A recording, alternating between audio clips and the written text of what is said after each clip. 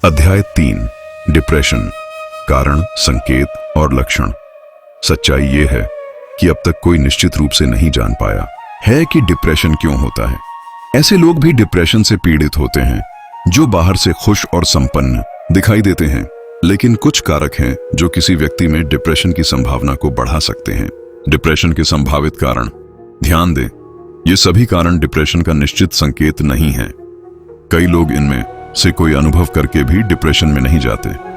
शारीरिक या मानसिक शोषण, अब्यूज, बचपन या वयस्क अवस्था में किसी भी प्रकार का शोषण शारीरिक, भावनात्मक या यौन डिप्रेशन के जोखिम को बढ़ाता है। दवाइयां, मेडिकेशन। कुछ दवाइयां जैसे एक्ने, वायरल इन्फेक्शन या स्टेरॉइड की दवाएं डिप्रेशन के लक्षण पैदा कर सकती हैं। संघर्ष और टकराव, कॉन्फ्लिक्ट। यदि व्यक्ति अपने परिवार या दोस्तों के साथ लगातार झगड़ों में रहता है तो मानसिक स्थिति बिगड़ सकती है। अपराध का शिकार होना भी डिप्रेशन को जन्म दे सकता है। 4 हानि, लॉस, चाहे वह किसी प्रिय की मृत्यु हो या वित्तीय नुकसान, कुछ लोगों के लिए यह डिप्रेशन की शुरुआत का कारण बन सकता है। 5 वंशानुगत कारण, जेनेटिक्स। यदि आपके परिवार में किसी को डिप्रेशन रहा है तो आपके प्रभावित होने की संभावना 3 गुना तक बढ़ जाती है। हालांकि यह निश्चित नहीं है कि आपको भी होगा। सामाजिक अस्वीकार्यता या व्यक्तिगत समस्याएं। ऐसे लोग जिनकी लैंगिक पहचान, यौन रुझान या जीवन शैली को परिवार या समाज से समर्थन नहीं मिलता, वे ज्यादा जोखिम में रहते हैं। गंभीर शारीरिक बीमारियां, दिल की बीमारी, मधुमेह, कैंसर या क्रोनिक दर्द जैसी स्थितियां अवसाद को जन्म दे सकती हैं। नशे की लत, सब्सटेंस अब्यूज। अक्सर यह समझना मुश्किल होता है कि पहले नशा शुरू हुआ या डिप्रेशन। कई बार लोग डिप्रेशन से निपटने के लिए नशा करते हैं, जो स्थिति को और बिगाड़ देता है। डिप्रेशन के संकेत और लक्षण। यदि किसी व्यक्ति में नीचे दिए गए लक्षण 2 हफ्ते या उससे अधिक समय तक मौजूद हों तो यह डिप्रेशन हो सकता है। चिड़चिड़ा या डिप्रेशन ग्रस्त मूड, हर समय गुस्सा या निराश महसूस करना, विशेषकर जब यह स्वाभाविक न हो। गहरी उदासी और रोने की प्रवृत्ति, बार बार रोना, बेवजह दुखी महसूस करना और उस दुख के बारे में लगातार सोचना। रुचियों की कमी, वे काम जिनमें पहले आनंद आता था अब बिल्कुल अच्छा न लगना। वजन में बदलाव, जरूरत से ज्यादा खाना या बिल्कुल भूख न लगना। नींद की समस्याएं, या तो नींद नहीं आना या बहुत ज्यादा सोना। अंदरूनी बेचैनी, अंदर ही अंदर कुछ अधूरा सा लगना लेकिन समझ न आना कि करना क्या है। थकान और सुस्ती, ऐसा महसूस होना जैसे नसों में सीसा बह रहा हो, शरीर भारी हो और कोई ऊर्जा ना हो। निरर्थकता की भावना, स्वयं को बेकार, असफल या नफरत करने लायक महसूस करना। अपरिभाषित अपराध बोध, हर समय खुद को दोषी महसूस करना बिना किसी स्पष्ट कारण के। ध्यान केंद्रित करने में कठिनाई, किसी भी चीज पर फोकस करना मुश्किल होना और बार बार ध्यान भटकना। खराब निर्णय लेना, जैसे शराब पीना, जरूरत से ज्यादा खर्च करना, जुआ खेलना या अवैध संबंध बनाना। मृत्यु के विचार, यह इच्छा कि बस नींद से उठना न पड़े या मृत्यु की कल्पना करना। आत्महत्या के विचार या योजनाएं, यह सबसे गंभीर संकेत है। यदि ऐसा हो रहा हो तो तुरंत मदद लें। यदि आप या कोई करीबी इनमें से कोई भी लक्षण अनुभव कर रहा हो तो तुरंत पेशेवर सहायता लें। डिप्रेशन एक वास्तविक बीमारी है और इसका इलाज संभव है। अध्याय 4 डिप्रेशन, पुरुषों और महिलाओं में अंतर। यह तथ्य यह है कि महिलाओं को पुरुषों की तुलना में 2 गुना अधिक डिप्रेशन का निदान किया जाता है। हालांकि इसका मतलब यह नहीं कि महिलाएं पुरुषों से अधिक डिप्रेशन से ग्रसित होती हैं, बल्कि इसका कारण हार्मोनल अंतर और अभिव्यक्ति की शैली हो सकता है। नीचे कुछ महत्वपूर्ण अंतर दिए गए हैं। और महिलाएं ज्यादा सोचती हैं, पुरुष अंदर दबा लेते हैं। महिलाएं अपनी भावनाओं के बारे में बात करना ज्यादा पसंद करती हैं। वे बार बार नकारात्मक बातों को सोचती और साझा करती हैं, जिससे उनकी मानसिक स्थिति और बिगड़ सकती है। दूसरी ओर पुरुष अपनी भावनाएं छुपा लेते हैं, जिससे डिप्रेशन की पहचान मुश्किल हो जाती है। पुरुष आत्म उपचार, सेल्फ मेडिकेशन ज्यादा करते हैं, पुरुष अक्सर डिप्रेशन से निपटने के लिए शराब, नशे या अन्य आदतों का सहारा लेते हैं। यह अस्थायी राहत देता है लेकिन स्थिति को और खराब करता है। महिलाएं जीवन की घटनाओं से अधिक प्रभावित होती हैं। घर, परिवार और कार्य का दोहरा बोझ महिलाओं पर होता है। जीवन में जब कुछ गलत होता है, जैसे तलाक, नौकरी छूटना, बच्चा पैदा होना, तो डिप्रेशन की संभावना बढ़ जाती है। 4. पुरुषों में डिप्रेशन की पहचान करना कठिन होता है। पुरुष अक्सर कम बोलते हैं, अपनी भावनाओं को दबाते हैं, इसलिए जब तक डिप्रेशन बहुत गंभीर ना हो जाए तब तक वह पकड़ में नहीं आता। 5. महिलाओं में खाने की गड़बड़ियां ज्यादा होती हैं। डिप्रेशन के साथ महिलाएं अक्सर अत्यधिक खाने या खाना छोड़ने, एनोरेक्सिया आदि जैसी बीमारियों का सामना करती हैं। पुरुषों और महिलाओं में दवाओं का असर अलग होता है। हार्मोन के कारण दोनों में इलाज का असर अलग हो सकता है, इसीलिए डॉक्टर इलाज करते समय लिंग, जेंडर का ध्यान रखते हैं। पुरुषों में आत्महत्या का खतरा अधिक होता है। पुरुष महिलाओं की तुलना में अधिक आत्महत्या करते हैं। इसका कारण है डिप्रेशन की देर से पहचान और भावनाओं को छुपाना। निष्कर्ष: डिप्रेशन पुरुषों और महिलाओं दोनों को अलग अलग तरीके से प्रभावित करता है। इसलिए जरूरी है कि आप ऐसे डॉक्टर या थेरेपिस्ट से इलाज करवाएं जो आपके लिंग, अनुभव और मनोदशा को समझते हों। और सबसे जरूरी, आप अपने मन की बात खुलकर कहें। अध्याय 5: मदद लेना। क्यों जरूरी है? कोई भी यह नहीं कहता कि मदद लेना आसान है, खासकर तब जब बात डिप्रेशन की हो। लेकिन अगर आप आगे बढ़ना चाहते हैं तो एकमात्र रास्ता है मदद लेना, और वह भी ऐसे प्रोफेशनल्स से जो आपकी समस्या को समझें और सही दिशा दिखा सकें। एक योग्य विशेषज्ञ के साथ इलाज शुरू करना आपके जीवन को दोबारा संतुलन में ला सकता है। आप फिर से खुशहाल और उत्पादक जीवन जी सकते हैं। 1. आप अकेले नहीं हैं। डिप्रेशन से अकेले लड़ना लगभग नामुमकिन है, खासकर जब इसके पीछे जैविक कारण भी हों। जो लोग कहते हैं कि उन्होंने खुद से इसे ठीक कर लिया, संभव है उन्हें वास्तविक डिप्रेशन नहीं था। 2. दवा लेना हार मानना नहीं है। बहुत से लोग सिर्फ इसलिए मदद नहीं लेते क्योंकि वे नहीं चाहते कि उन्हें दवा दी जाए। उन्हें लगता है कि दवा लेना कमजोरी है। लेकिन डिप्रेशन के लिए दवा लेना ठीक वैसा ही है जैसे मधुमेह या ब्लड प्रेशर के लिए दवा लेना। इसमें शर्म की कोई बात नहीं। 3. दोस्तों और परिवार से निपटना। कुछ लोग होंगे जो आपको मनोचिकित्सक के पास जाने से रोकने की कोशिश करेंगे, लेकिन कुछ लोग आपका पूरा समर्थन भी करेंगे। ऐसे में खुद के लिए खड़े होना जरूरी है। जो समर्थन ना करें, उन्हें डिप्रेशन से जुड़ी जानकारी दें ताकि वे भी समझ सकें। 4. डिप्रेशन अपने आप नहीं जाएगा, यह बिगड़ता जाएगा। बिना इलाज के डिप्रेशन धीरे धीरे और गंभीर हो सकता है। क्यों सालों तक चुपचाप तकलीफ झेलें जब इलाज मौजूद है? जैसे किसी कैंसर के इलाज के लिए सही डॉक्टर ढूंढते हैं, वैसे ही डिप्रेशन के लिए भी ठीक व्यक्ति चुनना जरूरी है। 5. डिप्रेशन जानलेवा हो सकता है। अगर समय पर इलाज न हो तो डिप्रेशन जानलेवा बीमारी बन सकता है। यह सिर्फ आत्महत्या तक सीमित नहीं, ये आपके शरीर को भी अंदर से नुकसान पहुंचा सकता है, जैसे हृदय रोग या प्रतिरक्षा प्रणाली की कमजोरी। इसलिए मदद लेना बिल्कुल जरूरी है, जैसे किसी भी अन्य गंभीर बीमारी के लिए। अगर आपको अत्यधिक थकान, गहरी उदासी, काम में रुचि की कमी, आत्महत्या के विचार या नशे के सहारे जीने की आदतें महसूस हो रही हों, तो तुरंत मदद लें। अगर आप आत्महत्या के बारे में सोच रहे हैं तो अभी अपने देश की हेल्पलाइन पर कॉल करें या आपातकालीन सेवाओं जैसे 112-911 से संपर्क करें। अध्याय 6: डिप्रेशन का इलाज और थेरेपी विकल्प। डिप्रेशन से पीड़ित लोगों के लिए कई प्रकार के इलाज उपलब्ध हैं।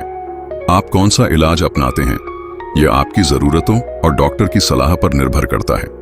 ध्यान रखें, अगर कोई तरीका आपके लिए कारगर नहीं है तो आप दूसरा तरीका आजमा सकते हैं। सबसे जरूरी है धैर्य, कुछ न कुछ आपके लिए जरूर काम करेगा।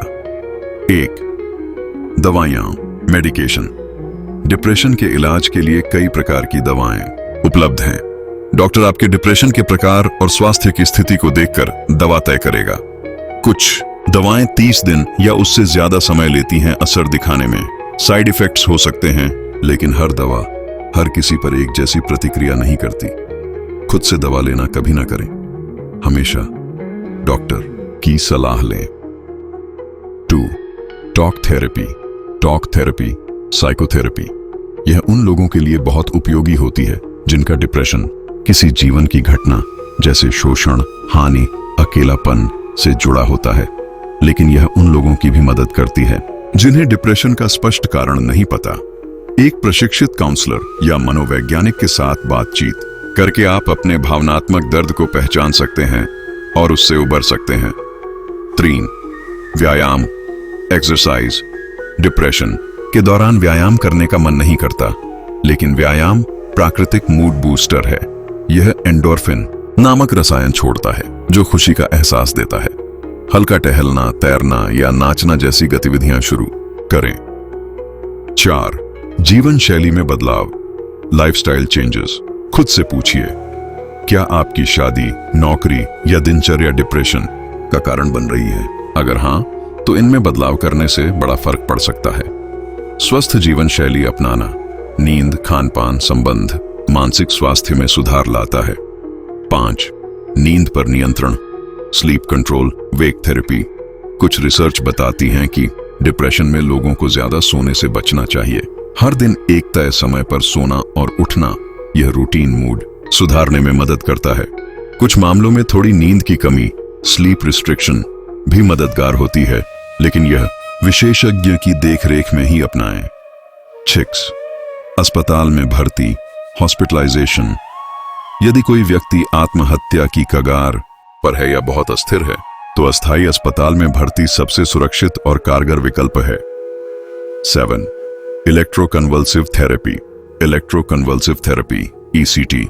फिल्मों में इसे गलत तरीके से डरावना दिखाया गया है, लेकिन वास्तविकता में यह गंभीर डिप्रेशन के लिए एक प्रभावी इलाज है, खासकर उन लोगों के लिए जिन पर अन्य उपचार असर नहीं कर रहे हैं। 8. ट्रांसक्रैनियल मैग्नेटिक स्टिमुलेशन TMS। यह एक गैर आक्रामक तकनीक है जिसमें चुंबकीय क्षेत्र के जरिए मस्तिष्क की नसों को सक्रिय किया जाता है। यह उन लोगों के लिए कारगर होती है जिन पर दवाएं असर नहीं करती। 9. Vagus nerve stimulation. Vagus nerve stimulation VNS। इसमें एक डिवाइस को शरीर में लगाया जाता है जो मस्तिष्क की मूड, भूख, नींद और प्रेरणा से जुड़ी नसों को उत्तेजित करता है। हालांकि यह बाइपोलर डिप्रेशन या आत्महत्या की प्रवृत्ति वाले रोगियों के लिए उपयुक्त नहीं है। आप और आपका डॉक्टर मिलकर तय करेंगे कि इलाज की शुरुआत कहां से की जाए। अक्सर यह दवाओं और टॉक थेरेपी से शुरू होता है। यदि ये पर्याप्त न हो तो ऊपर दिए गए अन्य विकल्पों पर भी विचार किया जा सकता है। अध्याय 7 सेल्फ हेल्प स्ट्रेटजीज। डिप्रेशन से खुद कैसे निपटे। कुछ चीजें ऐसी होती हैं जो आप खुद भी कर सकते हैं ताकि डिप्रेशन के प्रभाव को कम किया जा सके। हालांकि हर किसी पर यह काम नहीं करता। डिप्रेशन कोई ऐसी चीज नहीं है जिसे सिर्फ मन की ताकत से दूर किया जा सके।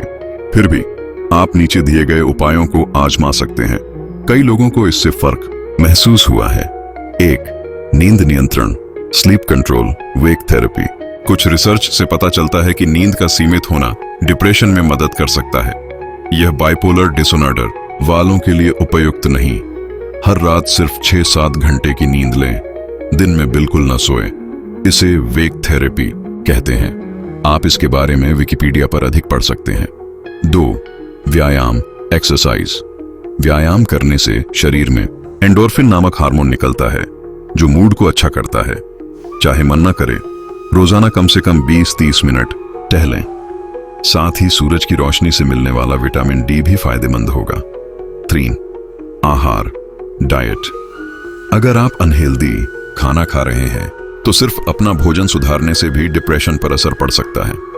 मस्तिष्क को ग्लूकोज की जरूरत होती है, इसलिए फल और सब्जियां जरूर खाएं।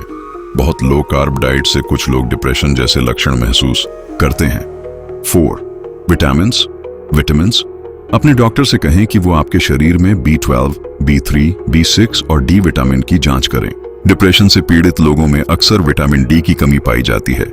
5. Journal writing. रोजाना अपने विचार लिखें, सिर्फ नकारात्मक नहीं, अच्छी चीजें और आभार ग्रैटिट्यूड भी लिखें। मन बार बार उन्हीं बातों पर लौटता है जिन पर आप ध्यान देते हैं। सकारात्मक सोच को प्रोत्साहित करें। 6. मेडिटेशन। मेडिटेशन हर दिन कुछ समय केवल सांसों पर ध्यान केंद्रित करें। मन को शांत करने के लिए YouTube से गाइडेड मेडिटेशन सीख सकते हैं। 7. Light therapy. लाइट थेरेपी जो लोग मौसमी डिप्रेशन से पीड़ित हैं उनके लिए सुबह 10-15 मिनट तेज सफेद रोशनी विशेष लाइट के सामने बैठना फायदेमंद हो सकता है। रात में इसे न करें। 8. शराब और नशे से दूरी बनाएं।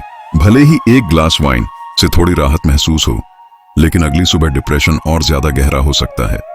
नशा चाहे कानूनी हो या नहीं, डिप्रेशन को और बिगाड़ता है। 9. पसंदीदा कामों में खुद को शामिल करें। भले ही मन न करे, वो काम करें जो पहले आपको खुशी देते थे, जैसे पेंटिंग, म्यूजिक, बागवानी या खाना बनाना। यह आपको फिर से जिंदा महसूस कराएगा। एनयूलू डन कुछ नया आजमाएं। अगर पुरानी रुचियां बेमानी लगने लगी है तो नई गतिविधियां खोजें। डांस क्लास, कोई नई भाषा, फोटोग्राफी आदि। यह आपकी सोच को रिफ्रेश करेगा। 11. भरोसेमंद लोगों से बात करें। जरूरी नहीं कि सबसे सब कुछ शेयर करें, बस एक ऐसा इंसान होना चाहिए जिससे आप दिल खोल सकें। अकेलापन डिप्रेशन को बढ़ाता है, बात करने से मन हल्का होता है। 12. प्रकृति से जुड़े। रोजाना कम से कम 20-30 मिनट बाहर निकलें। पार्क, गार्डन या पेड़ पौधों वाले किसी भी स्थान पर जाएं। प्रकृति के साथ समय बिताने से मानसिक ऊर्जा मिलती है। 13. सपोर्ट ग्रुप से जुड़ें। अगर परिवार या दोस्त पर्याप्त सहयोग नहीं दे पा रहे तो ऑनलाइन या ऑफलाइन सपोर्ट ग्रुप से जुड़ें। फेसबुक, मीटअप्स या नामी जैसी संस्थाओं से जुड़ सकते हैं। 14. छोटे लक्ष्य बनाएं और उन्हें पूरा करें। छोटे छोटे टारगेट सेट करें, जैसे आज सिर्फ 10 मिनट टहलूंगा। जब आप कोई लक्ष्य पूरा करते हैं तो सफलता का एहसास होता है और यही आगे बढ़ने की प्रेरणा बनता है। लेकिन ध्यान रखें, यदि आप यह सब करने के बावजूद खुद को और अधिक खराब महसूस कर रहे हैं तो ईमानदारी से मानिए कि अब पेशेवर मदद लेने का समय है। अध्याय 8. डिप्रेशन से पीड़ित लोगों की मदद कैसे करें। यदि आपके परिवार या दोस्तों में कोई डिप्रेशन से जूझ रहा है तो आप उनकी मदद कर सकते हैं बिना खुद को थकाकर या दबाव में आए। डिप्रेशन एक गंभीर मानसिक स्थिति है जो अगर अनदेखी की जाए तो जानलेवा भी हो सकती है। यह रिश्तों को तोड़ सकती है, व्यक्ति को सामाजिक और मानसिक रूप से अलग थलग कर सकती है। अगर आप ये समझते हैं कि डिप्रेशन कोई कमजोरी नहीं बल्कि एक वास्तविक बीमारी है तो आप उनकी बेहतर मदद कर सकते हैं। 1. सिर्फ सुने, सलाह ना दें। जब कोई डिप्रेशन में होता है और आपसे बात करना चाहता है तो उसे रोकें नहीं, बीच में न टोकें, बस सुने। उन्हें यह एहसास दिलाएं कि आप उनकी बात समझ रहे हैं। सिर्फ सहानुभूति जाहिर करें, समाधान न बताएं। आप कह सकते हैं, मैं समझ रही हूं कि तुम्हें बहुत भारी लग रहा है, मैं यहां हूं। 2. यह दिखाएं कि आपको उनकी परवाह है। अगर कोई रो रहा है, परेशान है या आत्मघाती विचारों की बात कर रहा है, भावनात्मक रूप से उनके साथ जुड़े। कभी कभी मदद करने का मतलब होता है कि आप किसी प्रोफेशनल को बुलाएं, भले ही वो व्यक्ति आपसे नाराज हो जाए। याद रखिए, उनकी जान बचाना आपकी प्राथमिकता होनी चाहिए। 3. आलोचना से बचें। डिप्रेशन से जूझ रहे व्यक्ति पहले ही खुद को बेकार और दोषी मानते हैं। ऐसे समय में तुम क्यों नहीं कुछ करते? तुम्हें ज्यादा सोचने की आदत है, जैसे वाक्य बिल्कुल न कहें। 4. अल्टीमेटम या धमकी न दें। अगर तुम ऐसे ही रहे तो मैं छोड़ दूंगा, ऐसे नहीं चलेगा। इस तरह की बातें डिप्रेशन को और बढ़ा सकती हैं। यह उनके लिए सहायक नहीं बल्कि और अधिक अकेलापन और हताशा लाएगा। 5. उनके दर्द को मान्यता दें। उन्हें यह न कहें कि तुम्हें कोई दिक्कत नहीं, बस मन का वहम है। डिप्रेशन दिमाग और शरीर दोनों पर असर डालता है। उनके दर्द को उतना ही गंभीर मानिए जितना किसी हार्ट अटैक या कैंसर को। 6. सलाह न दें, साथ निभाएं। तुम जिम जाओ, तुम योग करो, सोचो मत जैसी सलाहें अवांछनीय लग सकती हैं। अगर आप उन्हें एक्सरसाइज करने कहना चाहते हैं तो कहें, चलो साथ में टहलने चलते हैं, यानी साथ निभाइए, सिर्फ सुझाव मत दीजिए। 7. मैं समझती हूँ न कहें। भले ही आपने भी डिप्रेशन का अनुभव किया हो, लेकिन हर व्यक्ति की मानसिक स्थिति अलग होती है। जब तक वो खुद आपसे राय न मांगे, अपनी कहानी न सुनाएं। 8. खुद को शिक्षित करें। डिप्रेशन के बारे में किताबें पढ़ें, डॉक्यूमेंट्री देखें, ताकि आपको समझ आए कि क्या करना है और क्या नहीं। इससे आपको डेंजर साइन पहचानने और समय पर प्रोफेशनल मदद बुलाने में मदद मिलेगी। SOS 9. जरूरी नंबर हाथ में रखें। यदि स्थिति बिगड़ती दिखे, जैसे कि वह व्यक्ति आत्महत्या की बात करे या मानसिक रूप से अस्थिर हो, तो तुरंत किसी प्रोफेशनल हेल्पलाइन या मानसिक स्वास्थ्य संस्था से संपर्क करें। डिप्रेशन से जूझ रहे व्यक्ति को आपका सहानुभूतिपूर्ण साथ, चुपचाप सुनना और बिना शर्त प्यार चाहिए होता है। मदद का मतलब यह नहीं कि आप उन्हें ठीक करें, आपका साथ ही उनके लिए जीवन रक्षक हो सकता है। अध्याय 9. डिप्रेशन से मदद कहां और कैसे पाएं। डिप्रेशन से उबरने का सबसे अहम कदम है मदद मांगना। लेकिन यह भी सच है कि हर किसी के लिए मदद मिलना आसान नहीं होता। आप कहां रहते हैं, आपकी आर्थिक स्थिति क्या है और आपके पास किस प्रकार की बीमा सुविधा है, ये सभी बातें इस पर असर डालती हैं। फिर भी ऐसी कई जगहें हैं जहां से सहायता ली जा सकती है और कुछ संसाधन तो बिल्कुल निःशुल्क भी हैं। 1. समुदाय आधारित सेवाएं, कम्युनिटी रिसोर्सेज। बहुत से देशों में स्थानीय संस्थाएं, NGO या मानसिक स्वास्थ्य संगठन ऐसे लोगों की मदद करते हैं जिन्हें इलाज की जरूरत है लेकिन संसाधन सीमित हैं। USA में नामी national alliance on mental illness जैसे संगठन मदद करते हैं। भारत में आप iCall, वंदरेवाला फाउंडेशन या ASRA जैसे संगठनों से संपर्क कर सकते हैं। 2. Online support groups. Online support groups. आजकल कई ऑनलाइन प्लेटफॉर्म जैसे फेसबुक ग्रुप्स, रेडिट या मीटअप्स पर मानसिक स्वास्थ्य से जुड़ी कम्युनिटी मौजूद हैं। लेकिन ध्यान रखें, ये ग्रुप्स पेशेवर नहीं होते, इसलिए यहां दी गई सलाह को डॉक्टर की जगह न लें। यह सिर्फ भावनात्मक सहयोग के लिए है, न कि दवा या चिकित्सा सलाह के लिए। 3. Offline support groups. In person support groups. कई शहरों में ऐसे सपोर्ट ग्रुप्स चलते हैं जिन्हें थेरेपिस्ट या प्रशिक्षित सलाहकार संचालित करते हैं। कुछ समूह निःशुल्क होते हैं, कुछ मामूली फीस पर उपलब्ध हैं। डॉक्टर, अस्पताल या हेल्थ वेबसाइट से इनके बारे में जानकारी मिल सकती है। 4. आत्महत्या हेल्पलाइन। Suicide prevention helplines. अगर आपके किसी परिचित या आप स्वयं को आत्महत्या के विचार आ रहे हैं तो तुरंत मदद लें। हर देश में हेल्पलाइन नंबर होते हैं। Bharat ASRA 9198046726। America 1-800-273-8255 national suicide prevention lifeline. अन्य देशों international suicide hotline directory IBPF। 5. क्या करें और क्या ना करें जब मदद ढूंढ रहे हों। करें। भरोसेमंद डॉक्टर से शुरू करें, लक्षणों को खुलकर बताएं। भावनात्मक सहयोग लेने से न हिचकें, न करें। खुद से दवा लेना, नशे से राहत ढूंढना, यह मान लेना कि यह अपने आप चला जाएगा। मदद मिलना कभी कभी मुश्किल लग सकता है, लेकिन यह असंभव नहीं है। अगर आपने पहला कदम बढ़ा दिया है, जैसे कि यह किताब पढ़ना, तो आप पहले से बहुत आगे हैं। आप अकेले नहीं हैं। दुनिया में लाखों लोग डिप्रेशन से लड़ रहे हैं और जीत रहे हैं। आपका जीवन मूल्यवान है। मदद लीजिए, उम्मीद रखिए, क्योंकि राहत संभव है। अगर आपने यह ऑडियो बुक पूरी सुनी है तो हम आपको दिल से धन्यवाद देना चाहते हैं। आपने न सिर्फ हमारी आवाज को सुना, बल्कि डिप्रेशन जैसे गंभीर और संवेदनशील विषय को समझने की दिशा में एक साहसिक कदम उठाया। यदि आप खुद इस जज्बाती जंग से लड़ रहे हैं तो जान लीजिए, आप अकेले नहीं हैं। आप कीमती हैं, आपकी जिंदगी मायने रखती है, और सबसे जरूरी बात, मदद हमेशा मौजूद है। और अगर आप किसी अपने की मदद करना चाहते हैं तो आपके इस प्रयास के लिए हम आपको सलाम करते हैं। आपका सहारा, आपकी संवेदनशीलता किसी की जिंदगी में उजाला ला सकती है। इस ऑडियो बुक के जरिए अगर हमने आपके दिल या सोच को थोड़ा भी छुआ है तो हमारा मकसद पूरा हुआ। ख्याल रखिए खुद का और अपनों का, और याद रखिए, अंधेरे के बाद हमेशा सुबह होती है। शुक्रिया, और फिर मिलेंगे किसी नई रोशनी के साथ।